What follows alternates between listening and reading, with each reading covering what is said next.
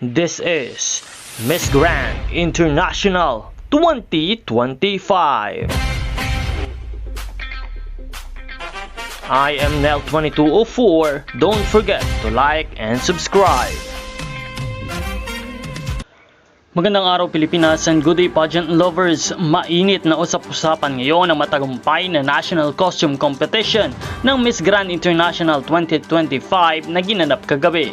Namangha mismo ang president ng Miss Grand International Organization na si Mr. Nawat Itzaragrisil sa ipinakitang galing, creativity at effort ng mga kandidata, lalo na kay Miss Grand Philippines 2025 Emma Mary Tiglao, na muling pinahanga ang mga manonood sa kanyang napakagandang national costume performance.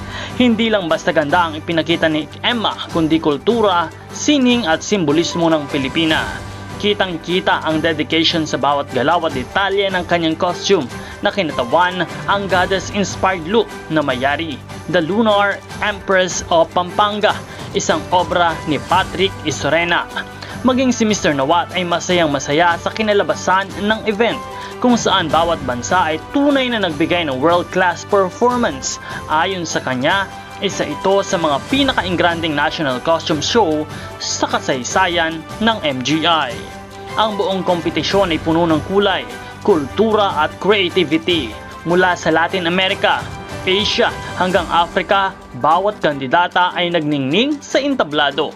At dahil successful ang gabing iyon, mas lalo nang tumaas ang excitement para sa preliminary competition at grand finals night na paparating na. Kaya mga ka-pageant fans, patuloy nating suportahan si Emma Tiglao at iparamdam sa buong mundo ang Filipino pride.